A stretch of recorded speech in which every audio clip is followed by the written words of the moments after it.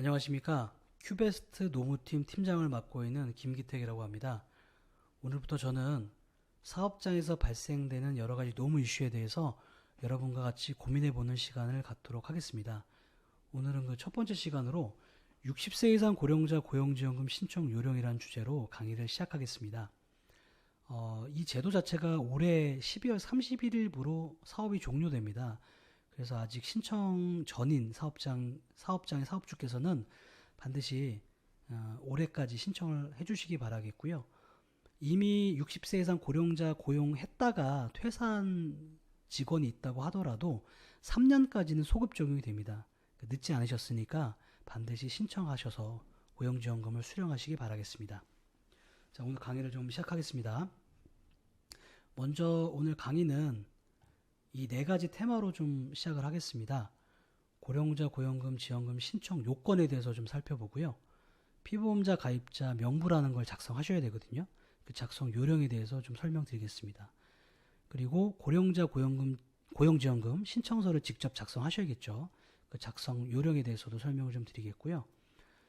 그럼 사회당 지원금이 우리 사업장에서 얼마만큼 지원금을 받을 수 있을까 고민이 되시잖아요. 예시를 통해서 얼마만큼의 지원금이 수령이 가능한지 한번 살펴보도록 하겠습니다. 자, 그러면 요건부터 살펴볼까요? 처음에 요건이 이렇게 네 가지가 있습니다. 네 가지. 이 네 가지 단계를 모두 통과하셔야 이제 신청이 가능하신데요. 첫 번째로 고용기간이 1년 이상이 된 60세 이상 근로자가 있으셔야 됩니다. 여기서 말하는 60세는 만 나이 기준입니다. 만 60세가 되는 시점에 이미 고용기간이 1년이 넘으셔야 신청이 가능하고요. 만 나이가 조금 어떻게 계산하지 궁금하시면 네이버에 만 나이 계산기라고 치시면 거기에 해당 근로자의 생년월일을 치시면 만 60세가 되는 시점을 좀 쉽게 찾으실 수 있을 것 같습니다. 두 번째로는 업종별 지원 기준 이상으로 60세 이상을 고용하셔야 됩니다. 이 업종별 지원 기준은 우리 사업장의 업종은 아시잖아요. 그 업종이 특히 표준산업 분류 코드에 나와 있는 업종 기준으로 이제 적용이 되는데요. 그 요지는 이렇습니다. 한번 볼까요? 보시면 1%부터 23%까지 업종별로 지원 기준율을 고시를 해놨습니다. 즉 예를 들어서 우리 회사가 전기 가스를 하는 업종이다. 그러면 1%거든요. 지원 기준율이. 즉 10명 중에 0.1명 이상으로만 60세 이상 고령자를 고용하시면 받으실 수 있는 겁니다. 반대로 얘기하면 우리 사업장이 건축물 청소업이다. 그러면 23% 이상을 초과하셔야 되거든요. 즉 10명의 근로자를 보유하고 있으면 그 중에서 2.3명 이상째의 60세 이상 근로자를 고용하셔야 된다는 겁니다. 즉 뭐 3명 이상부터 청구가 가능하겠죠. 자, 요 업종별 지원 기준율까지 이제 통과를 좀 하셔야 되고요. 다시 좀 넘어갈까요? 세 번째는 정년이 정해져 있지 않은 사업장이셔야 됩니다. 회사마다 정년이 뭐 취업규칙에 정해져 있는 사업장도 있을 거고요. 또는 취업규칙이 없는 사업장이면 해당 근로계약서에 명기를 한 그런 사업장이 있을 텐데요. 정년이 정해져 있지 않아야 됩니다. 그러면 이 정년이 정해져 있지 않은 사업장의 기준을 조금 더 구체적으로 살펴보면 이렇습니다. 10인 이상이 되는 사업장이면 반드시 우리가 근로기준법상 취업규칙을 이제 작성을 하고 또 노동부에 신고까지 하셔야 되거든요.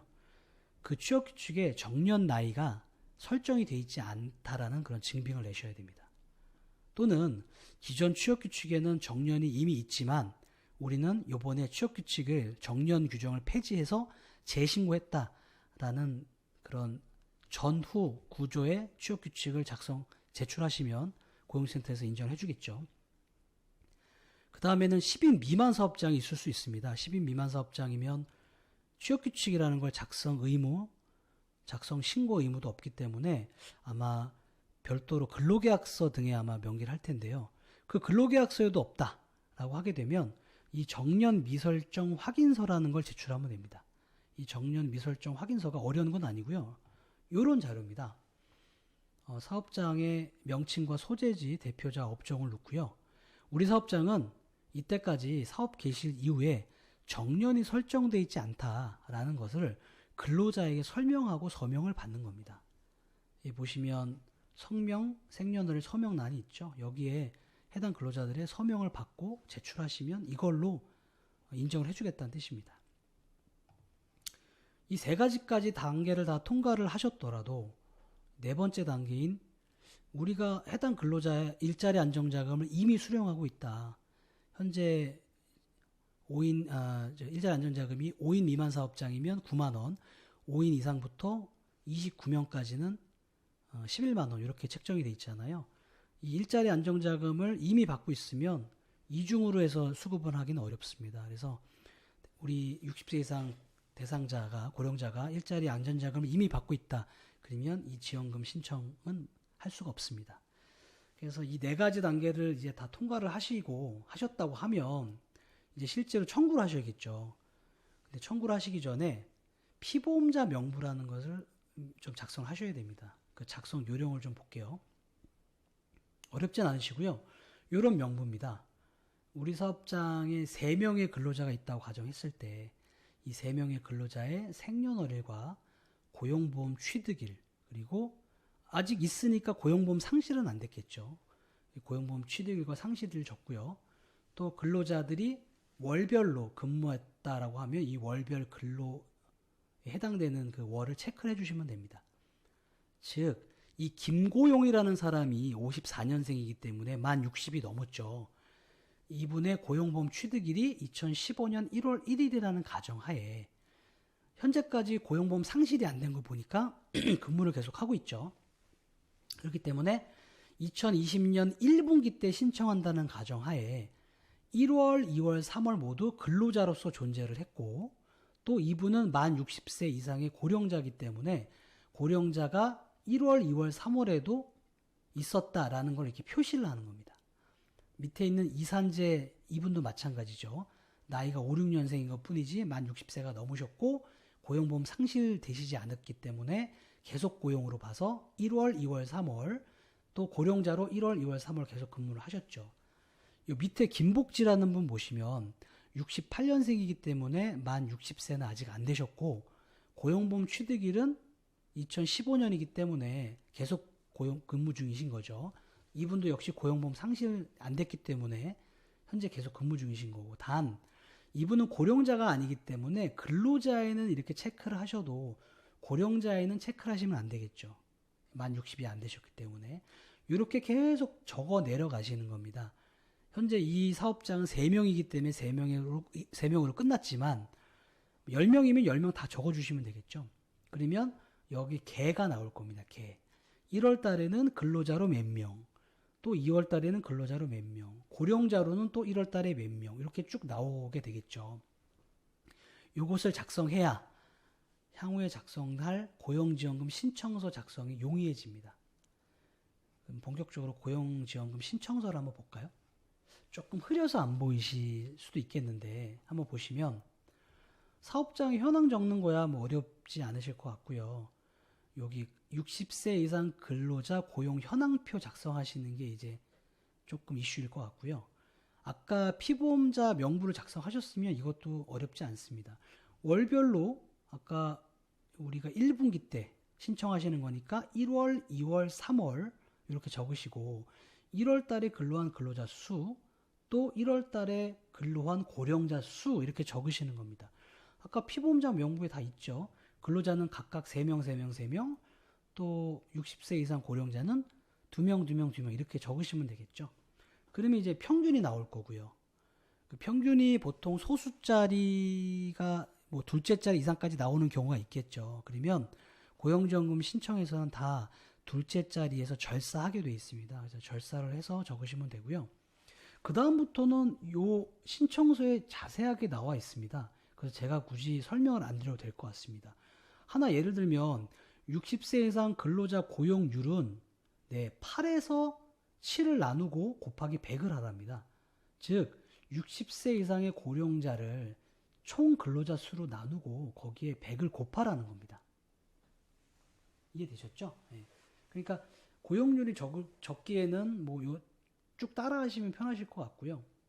그 다음에 아까 요거 지금 요 60세 이상 근로자 수 이걸 보시면 7번 곱하기 7번이 전체 근로자 수의 업종별 지원 기준율. 제가 아까 업종별 지원 기준율은 표로 좀 만들어서 보여드렸는데 우리 해당 표준산업 분리표에 있는 우리 사업장의 업종별 율을 여기다 곱하시면 됩니다. 아까 청소업이시면 근로자 수 3명이면 3명 곱하기 23% 이렇게 하시면 되겠죠. 그렇게 해서 쭉 적어 내려가시면 어렵지 않으실 것 같고요. 그렇게 다 적어 내려가시면 이 분기당 지원금 이것을 현재의 한 명당 신청할 수 있는 분기당 금액이 30만 원입니다. 작년까지는 27만 원이었는데 3만 원이 인상이 됐거든요. 그래서 이 지원 대상자 수 곱하기 30만 원 하시면 됩니다. 즉 지원 대상자가 예를 들어서 2명이다. 그럼 곱하기 30만 원 하시면 60만 원을 청구할 수 있겠죠. 또는 지원 대상자 수가 예를 들어 0.9명이다. 그러면 0.9명 곱하기 30만 원 하니까 27만 원 이렇게 신청이 가능하겠죠. 그래서 그렇게 신청서를 작성하셔서 팩스로 송부하면 바로 심사해서 고용지원금이 지급하는 이런 절차입니다. 그래서 뭐 지원 신청서 작성하는 것도 너무 간단하고 피보험자 명부도 간단하기 때문에 어렵지 않게 청구가 가능하실 것 같고요. 마지막으로 우리 사업장은 얼마만큼의 지원금을 받을 수 있는지 좀 궁금하실 것 같아서 제가 산정 예시가 돼 있는 사업장 기준으로 한번 설명을 드리겠습니다. 자, 이 사업장은 건축물 일반 청소업이라고 하네요. 표준산업 분리표상. 그리고 전체 근로자 수가 100명이 되어 있네요. 100명. 그리고 1년 이상 근무한 60세 이상 고령자가 평균으로 23.33명이 있다고 합니다. 옆에 비사를 보니까 전체 근로자 수는 동일한데 1년 이상 근무한 60세 이상 근로자가 월등히 많네요. 60.33명이 됩니다. 자, 이 A사, B사를 각각의 전체 근로자 수는 동일하지만 고령자 수가 이렇게 많고 적음에 따라서 얼마만큼 지원금이 수령이 가능한지 한번 보면, 자, 기준되는 고령자 수는 우리가 100명에 아까 이 업종이 건축물 일반 청소업이기 때문에 23%의 적용을 받아서 즉 23명이 기준 고령자 수입니다. 이 이상이 되셔야 청구가 가능하고 이 이하로 고령자가 있으시다. 그러면 청구는 안 되겠죠. 자, 초과 고령자 수를 보면 아까 60세 이상 고령자의 평균 근로자 수가 23.33명, 간신히 넘었네요. 그래서 23.33명에서 기준 고령자 수인 23명을 빼면 0.33명이 나옵니다. 즉, 이 A라는 사에서 청구할 수 있는 기준 초과 고령자 수는 0.33명입니다. 1명이 채 안 되죠. 여기에 현재 이 24만 원은 2019년 기준입니다. 제가 2020년은 30만 원으로 인상이 됐다 그랬죠. 그래서 작년 기준으로 보면 24만 원을 청구할 수 있다. 제가 2019년도 걸로 자료 준비한 이유는 소급 적용 청구 시기가 아직 3년이기 때문에 지금 청구할 수 있는 근로자는 작년 기준의 근로자겠죠. 왜냐하면 이 지원금은 분기마다 신청할 수 있기 때문에 3월이 지나야, 즉 4월 달에나 1분기 거를 신청할 수 있습니다. 그래서 제가 이렇게 준비한 거고요. 그래서 이 A라는 사는 0.33명에 24만 원 해서 79,200원 밖에 분기당 신청할 수가 없습니다. 정말 작죠. 근데 B사를 보면 B사는 똑같이 전체 근로자 수가 100명이지만 1년 이상 근무한 60세 근로자가 60.33명이기 때문에 얼마만큼을 지원금을 수령할 수 있는지 보면 놀라우실 겁니다. 기준되는 고령자 수는 동일하겠죠. 23% 적용을 받으니까 23명. 그리고 초과 고령자 수는 이 60세 이상 전체 근로자 60.33명에서 기준되는 근로자인 23명을 빼니까 37.33명. 근데 이 초과 고령자 수를 다 해주는 건 아니고요. 제가 이걸 설명드리기 위해서 이 장표를 준비한 겁니다. 한도가 있습니다. 업종별 한도는 우선 지원 대상 기업 기준으로 20%가 한도입니다. 즉, 이 전체 근로자 100명의 20%인 20명이 한계치입니다. 아무리 많이 고령자를 고용해도 이 한계를 초과할 수는 없거든요. 그래서 초과 고령자 수가 37.33명임에도 불구하고 이 B사가 청구할 수 있는 최고의 한도 명수는, 근로자 수는 20명입니다. 즉 20명 곱하기 작년 2019년도 1인당 지원금인 24만 원을 곱하니 480만 원이라는 엄청나게 큰 금액을 청구할 수 있게 되는 겁니다. 그래서 똑같이 근로자 수가 동일하더라도 전체 고령자 수가 많은 이런 사업장이면 이렇게 많은 금액을 청구할 수 있다는 것을 예시로 좀 보여드렸고요. 해당되는 사업장이 얼마만큼 받는지는 이 기준 고령자 수와 초과 고령자 수 그리고 지원 한도 고령자 수 이 세 가지를 잘 고려하셔서 청구하시기를 바라겠습니다. 아까도 말씀드렸다시피 이 지원금의 소멸기한, 청구 소멸기한이 3년이기 때문에 3년 소급까지는 잘 살펴보셔서 청구하시길 바라겠습니다. 그리고 2020년 12월 31일부로 이 사업은 종료되기 때문에 내년부터는 청구할 수 없습니다. 그래서 반드시 잘 살펴보시고 올해 안에 청구하시기 바라겠습니다. 다음 영상에서는 또 다른 사업장의 좋은 또는 중요한 노무 이슈로 같이 고민해보는 시간 갖도록 하겠습니다. 오늘 강의 청취하시느라 고생 많으셨습니다. 다음 영상에서 뵙겠습니다.